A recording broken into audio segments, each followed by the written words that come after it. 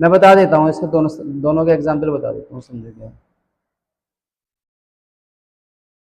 मैंने आपको ये वाली बात भी बताई थी, समझो क्या है। जब भी तुम्हारे सेंटेंस की शुरुआत देखो, जब भी आपके सेंटेंस की शुरुआत मैनी से होती है तो मैनी के बाद नाउन भी बहुवचन आता है और वर्ब भी कैसी आती है, बहुवचन।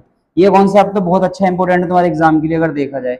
अगर इनके बीच में आर्टिकल आ गया ए या एन, ध्यान रखना, अगर इनके बीच में आर्टिकल आ गया ए एन, यानी अगर तुम्हारे सेंटेंस में आ गया मैनी प्लस ए या एन, तो बेसिकली याद रखना नाउन कैसा आएगा, सिंगुलर, और वर्ब भी कैसी आएगी, सिंगुलर। ये बात क्लियर हो गई। मैं आपसे बता दूं, जब अगर आर्टिकल ए या एन नहीं होगा तो सीधे नाउन कैसा रखना है, बहुवचन, और अगर ए या एन आएगा तो वर्ब कैसी आएगी, सिंगुलर। रूल लिख लेते हैं आगे, रूल लिखना है आगे।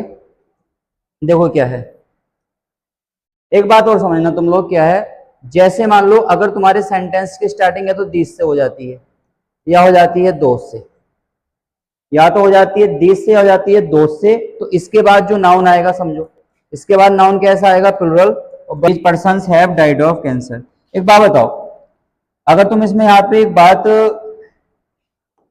कैंसर, CANCER, बीमारी होगी कैंसर, और मैंने आपको बताया था जब भी किसी की डेथ कैंसर से होती है, आई मीन किसी की डेथ बीमारी से होती है, तो वहां प्रिपोजिशन क्या आती है, ऑफ।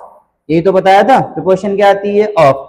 मुझे बताओ सेंटेंस की स्टार्टिंग कौन कर रहा है, दीज।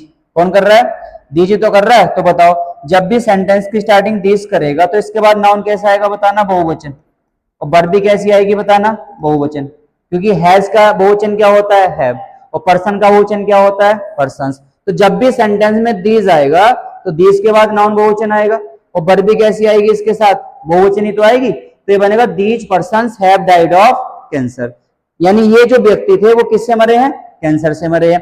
तो बेसिकली याद रखना, दीज के बाद नाउन बहुवचन आता है, वर्ब भी कैसी आती है,